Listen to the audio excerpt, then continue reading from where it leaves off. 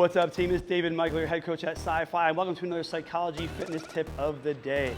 And today, we're gonna go over a multiple.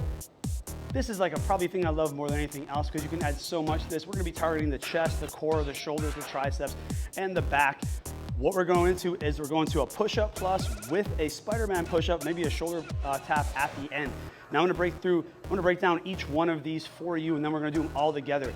I love this as a burnout at the end of my workouts. I'm really trying to work the chest that day or the triceps. For us climbers, we wanna make sure we're working those opposing muscles, right? So we do a lot of pulling and climbing, so we wanna make sure we're using a lot of our pushing muscles when we're training, basically to get that symmetry that we're looking for and the balance between the anterior and posterior of our bodies. So let's come on the ground. I'm gonna show you guys how we're gonna do this. So we got our standard push-up plus. I'm gonna show that really quick. Remember, we come into that high plank position anytime, wrist, elbow, shoulder aligned. The push-up plus is an inhale down, it's an exhale, and then the curl, right?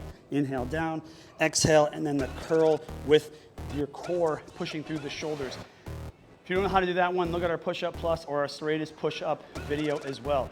Second thing we're gonna do is we're gonna add a Spiderman now to this. So what the Spiderman is bringing our knee to our elbow at the bottom of the push-up, engaging that core and creating more instability because we only have one foot on the ground. So same thing, we're gonna come down, but now I'm bringing that knee to elbow. I'm bringing that knee to elbow. Now, if you can't get your knee to your elbow, I wanna encourage you to work on your hip mobility.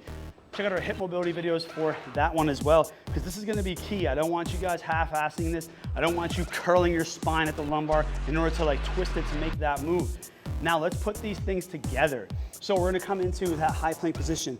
We're gonna come down into our Spiderman. And as we come up, we plus.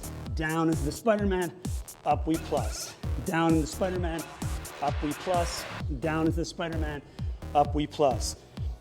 Wanna make it even more difficult?